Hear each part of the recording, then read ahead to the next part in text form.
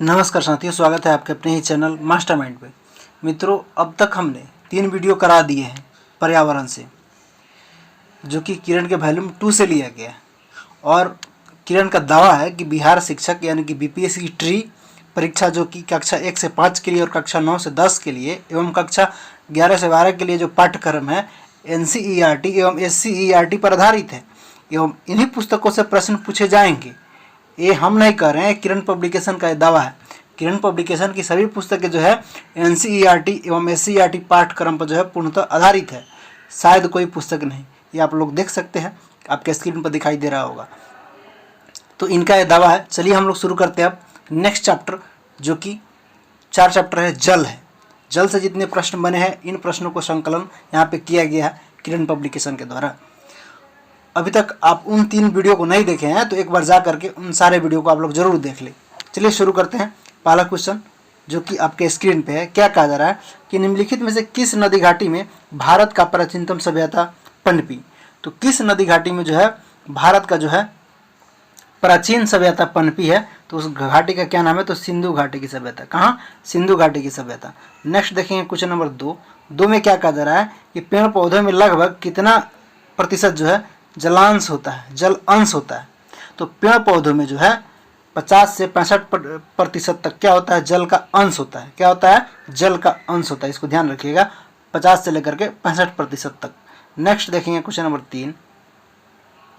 3 में क्या कहा जा रहा है कि पंच तत्वों में जल के अलावे शेष तत्व है। तो पंच तत्वों में जो है जल के अलावे जो है क्या क्या? पृथ्वी है, अग्नि है, वायु है और अंतरिक्ष है। तो इन सारे फैक्ट को आप लोग ध्यान रखेंगे। नेक्स्ट देखेंगे क्वेश्चन नंबर हम लोग 4 देखेंगे। 4 में क्या कहा जा रहा है कि बादल से जल बूंद बनने की प्रक्रिया में निर्णायक है। तो बादल से जो है जल बूंद बनने की प्रक्रिया में क्या निर्णायक होता है? तो संघनन निर्णायक होता है। इस चीज़ को ध्यान रखिएगा। क्या चीज़? तो संघनन। नेक्स्ट देखेंगे क्वेश्चन नंबर हम लोग 5 में क्या कहा जा रहा है कि हाथी का प्रिय भोजन निम्नलिखित में से क्या है। तो हाथी का जो है प्रिय भोजन क्या होता है? पेड़ों की शाखाएं भी होता है और केले के थंब यानी कि तना को भी खाता है और बड़े बड़े पत्तियां भी खा जाता है। तो क्या हो जाएगा? 1 से अधिक। इस चीज़ को ध्यान रखिएगा। पेड़ों की शाखाएं को तो नहीं खाता है, लेकिन जो है केले के थंब को मतलब तोड़ के उसके पत्तियों को खाता है। तो यहाँ पे क्या हो जाएगा? सही जवाब इसका 1 से अधिक। नेक्स्ट देखेंगे क्वेश्चन नंबर 6 में क्या कहा जा रहा है कि इंद्रधनुष में इंद्र होते हैं। तो इंद्रधनुष में जो है इंद्र क्या होते हैं? वर्षा देवता के इंद्र बोला जाता है। इंद्र को जो है वर्षा देवता बोला जाता है। नेक्स्ट देखेंगे क्वेश्चन नंबर 7 में क्या कहा जा रहा है कि निम्नलिखित में से किस राज्य में निम्नलिखित में से कौन से राज्य का नाम बादल से संबंध है। तो बादल से किस राज्य का नाम संबंध है? तो सबसे ज़्यादा मेघालय में होता है। इस चीज़ को ध्यान रखिएगा, मेघालय से संबंध है बादल राज्य का नाम। नेक्स्ट देखेंगे क्वेश्चन नंबर 8 में क्या कहा जा रहा है कि निम्नलिखित में से किसका अर्थ जो है सिंचाई है। तो किसका अर्थ जो है सिंचाई होता है? पेड़ को पानी देना क्या कहलाता है? सिंचाई ही कहलाता है। नेक्स्ट देखेंगे क्वेश्चन नंबर 9 में क्या कहा जा रहा है कि सिंचाई के आधुनिक साधनों में उत्तरी भारत में प्रमुख है। तो सिंचाई के आधुनिक साधनों में उत्तरी भारत में क्या प्रमुख है? तो उत्तरी भारत में जो है नहर सबसे बड़ा भूमिका निभाता है। इस चीज़ को ध्यान रखिएगा। नेक्स्ट देखिए क्वेश्चन नंबर 10 में क्या कहा जा रहा है कि ड्रिप स्प्रिंकलर का संबंध है। तो ड्रिप जो है स्प्रिंकलर का जो संबंध है ये क्या चीज़ से है? परिवहन से, सिंचाई से या शुद्धिकरण से है? तो इसका संबंध सिंचाई से है। नेक्स्ट देखेंगे क्वेश्चन नंबर 11 में क्या कहा जा रहा है कि कश्मीर एवं हिमाचल प्रदेश जैसे हिमालयी क्षेत्रों में परंपरागत सिंचाई के साधन है। तो परंपरागत सिंचाई के जो है साधन क्या है? तो वहाँ पे कुंड के माध्यम से होता है। क्या चीज़ के माध्यम से? कुंड के माध्यम से। नेक्स्ट देखेंगे क्वेश्चन नंबर 12, आज़ाद भारत की प्रथम जो है बहुउद्देशीय परियोजना है। तो आज़ाद भारत की जो है प्रथम बहुउद्देशीय परियोजना क्या है? दामोदर घाटी परियोजना। दामोदर घाटी परियोजना। नेक्स्ट देखेंगे क्वेश्चन नंबर 13 में क्या कहा जा रहा है कि महान इंजीनियर योजनाकार मोक्षगुंडम विश्वेश्वरैया निम्नलिखित में से किस परियोजना के साकारकर्ता थे। तो महान इंजीनियर योजनाकार मोक्षगुंडम विश्वेश्वरैया जो है ये किस परियोजना के साकारकर्ता थे? ये पूछा जा रहा है। तो ये जो थे कृष्णराज सागर डैम के, कृष्णराज ध्यान रखेंगे, कृष्णराज सागर डैम के जो है परियोजना के साकारकर्ता थे। इस चीज़ को ध्यान रखिएगा। नेक्स्ट देखिए क्वेश्चन नंबर 14 में क्या कहा जा रहा है कि यह है यह जो है 650 साल पुराना घड़ीसर है। सर यानी तालाब इसे जैसलमेर के राजा घड़सी ने लोगों के साथ मिलकर बनवाया था। तो किस शताब्दी में बनवाया था ये पूछा जा रहा है।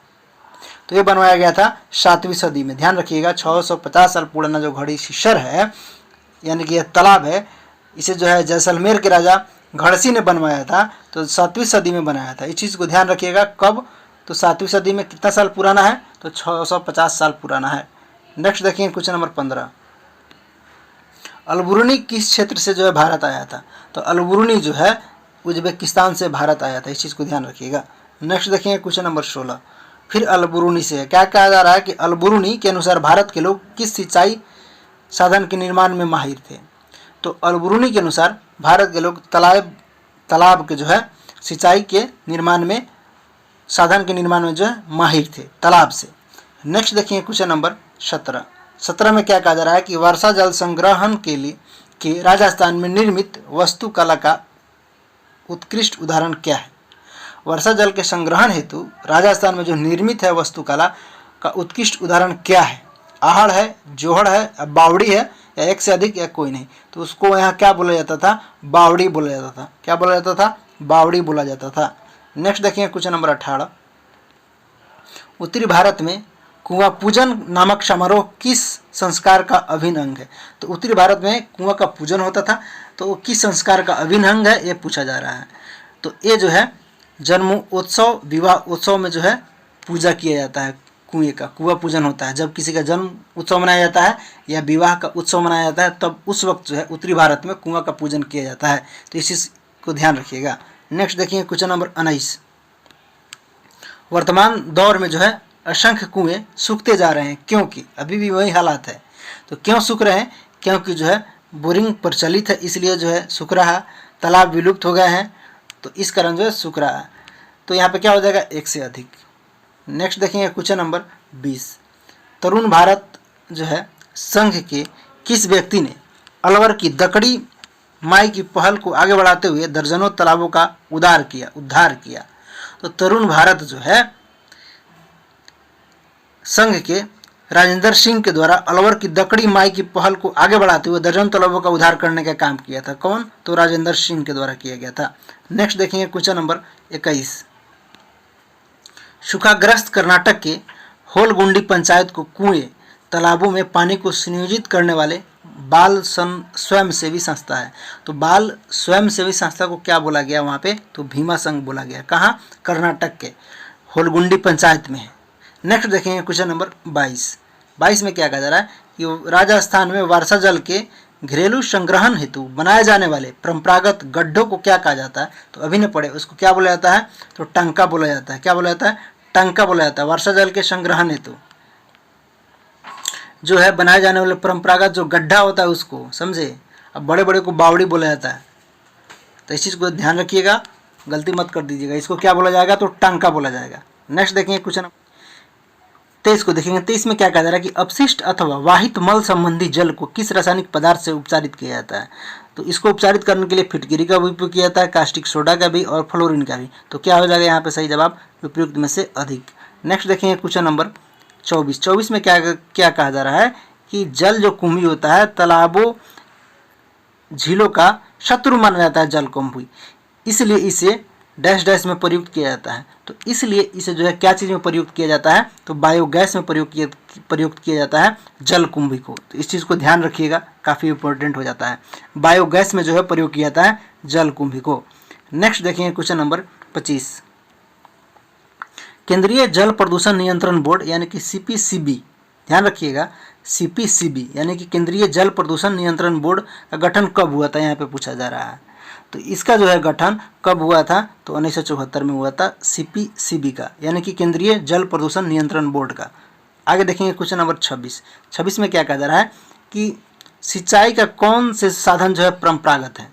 तो सिंचाई का जो है नदी भी है परंपरागत, तालाब भी है और चौर भी है। तो क्या हो जाएगा? उपयुक्त में से अधिक, एक से अधिक। नेक्स्ट देखेंगे क्वेश्चन नंबर 27 में क्या कहा जा रहा है कि सिंचाई के आधुनिक साधनों के नाम है। तो सिंचाई के जो आधुनिक साधन अभी क्या हो गया है? तो नलकूप हो गया। इस चीज़ को ध्यान रखिएगा। नेक्स्ट देखेंगे क्वेश्चन नंबर 28 में क्या कहा जा रहा है कि मेरे यहाँ हैंड पंप लगा है, लेकिन उसका जो है पानी काफ़ी खरा है, कपड़े साफ नहीं होते हैं, फिर भी हम पीते हैं। तो यह किस क्षेत्र की स्थिति है ऐसी? तो ये जो स्थिति है मैदानी क्षेत्र का हो जाता है, जहाँ पे पानी खरे हो जाता है और कपड़ा भी साफ नहीं होता है और पी भी नहीं सकते हैं, तो मैदानी क्षेत्र में ऐसी स्थिति होती है। तो इस चीज़ को ध्यान रखिएगा। नेक्स्ट देखेंगे क्वेश्चन नंबर 29 में क्या कहा जा रहा है कि रिमझिम बारिश से जो है भूमि के नीचे रिसने वाले जल को क्या बोलते हैं? तो रिमझिम बारिश से जो है भूमि के नीचे रिसने वाले जल को हम लोग उसको क्या बोलते हैं? तो उसको जो हम लोग भौम जल बोलते हैं। क्या बोलते हैं? भौम जल बोलते हैं। नेक्स्ट देखिए क्वेश्चन नंबर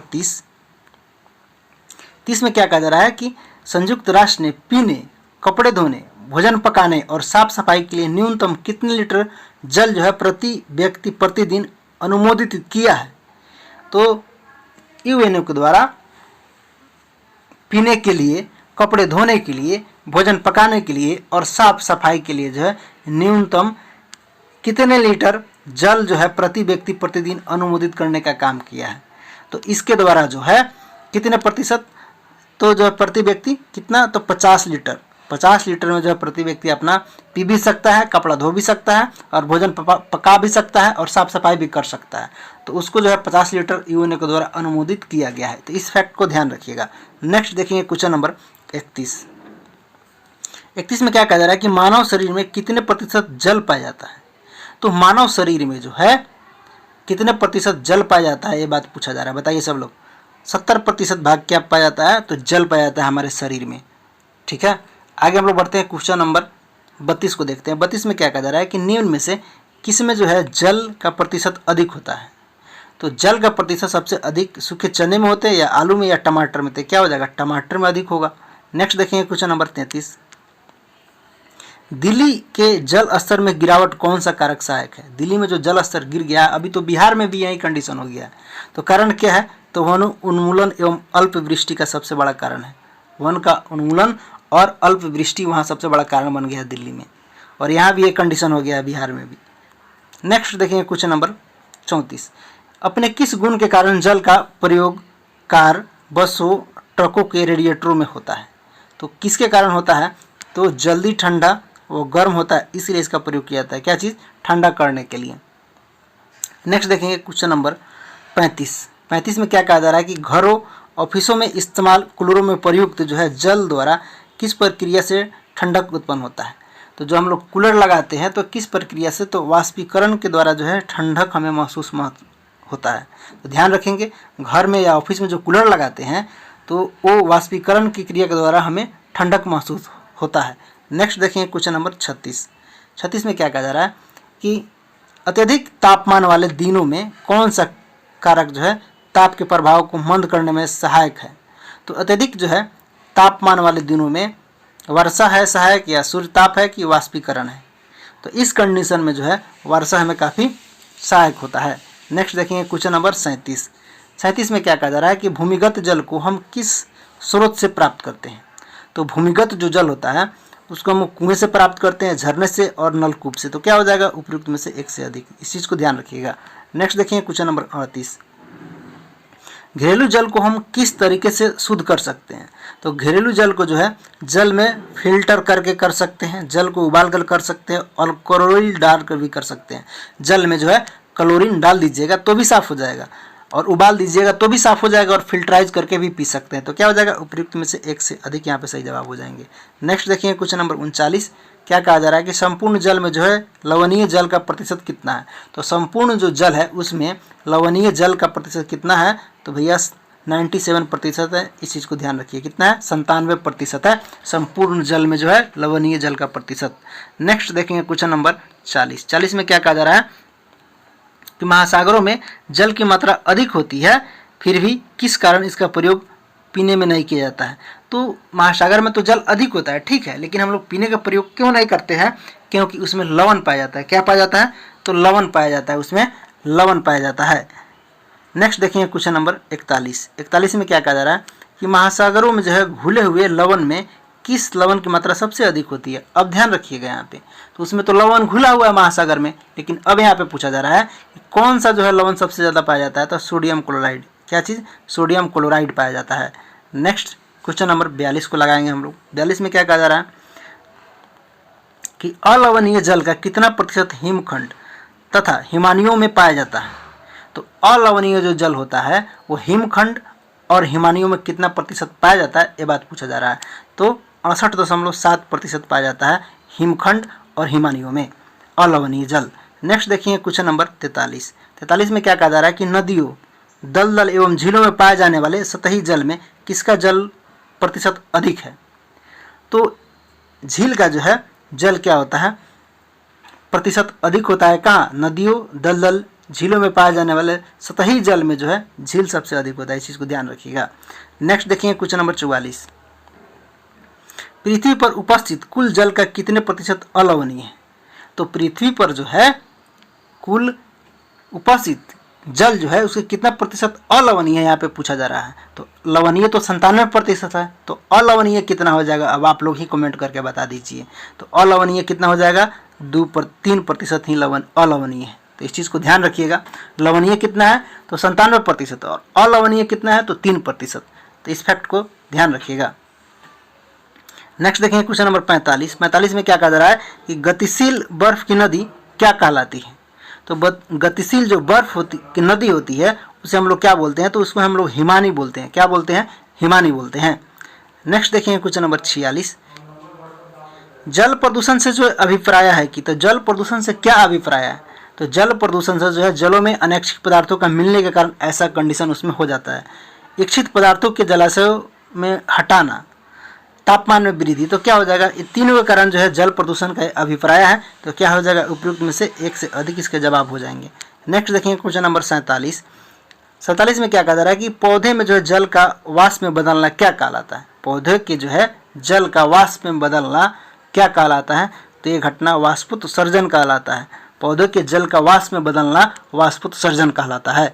नेक्स्ट देखेंगे क्वेश्चन नंबर 48 में क्या कहा जा रहा है कि, थोड़ा और इसको डाउन किया जाए, कि वह कौन सा जो है कारक जल चक्र के अनवरत प्रवाह में सहायक है। तो वह कौन सा कारक है जो जल चक्र के अनवरत प्रवाह में सहायक होता है। तो सूर्य की ऊष्मा भी सहायक होता है, पृथ्वी की गुरुत्वाकर्षण शक्ति भी अनवरत जल चक्र में सहायता प्रदान करता है, और पृथ्वी भी। तो क्या हो जाएगा, उपयुक्त में से एक से अधिक जो है यहाँ पे आंसर हो जाएगा। नेक्स्ट देखेंगे क्वेश्चन नंबर 49 में क्या कहा जा रहा है कि जल प्रदूषण के लिए कौन से कारक उत्तरदायी नहीं। तो जल प्रदूषण के लिए कौन सा कारक उत्तरदायी नहीं है, तो जल संयंत्रों द्वारा जल का परिष्करण जो है ये उत्तरदायी नहीं है, लेकिन कीटनाशक और औद्योगिक इकाइयाँ है। तो इस चीज़ को ध्यान रखिएगा, यहाँ पे क्या हो जाएगा, जल प्रदूषण के लिए जल संयंत्रों द्वारा जल का परिष्करण ये इंपॉर्टेंट नहीं है, ये उत्तरदायी नहीं है। नेक्स्ट देखेंगे क्वेश्चन नंबर 50 कि अल्प वृष्टि, क्या कहा जा रहा है कि अल्प वृष्टि के संदर्भ में कौन सा विकल्प असत्य है। यहाँ ध्यान रखिएगा, क्या कहा जा रहा है कि असत्य यहाँ पे ढूंढना है। तो अल्प वृष्टि में वाष्पोत्सर्जन द्वारा जल की हानि होती है, नहीं, ये तो सही है। वाष्पीकरण द्वारा जल की हानि होती है, ये भी सही है। बाढ़ का आना, ये जो है अल्प वृष्टि है, गलत यही हो जाएगा। तो हमको क्या ढूंढना है, तो गलत ढूंढना है। तो यही इसका आंसर हो जाएगा ऑप्शन नंबर 3। वीडियो देखने के लिए और साथ देने के लिए बहुत बहुत धन्यवाद। अगर चैनल पर नया है तो चैनल को जरूर सब्सक्राइब कर लीजिएगा और वीडियो को लाइक ज़रूर कर दीजिएगा और कमेंट करके बताइएगा कैसा लगा वीडियो, और इस वीडियो को आप अपने सारे दोस्तों में एक बार ज़रूर शेयर कर दें। हम फिर मिलते हैं नेक्स्ट वीडियो में। जय हिंद, जय भारत।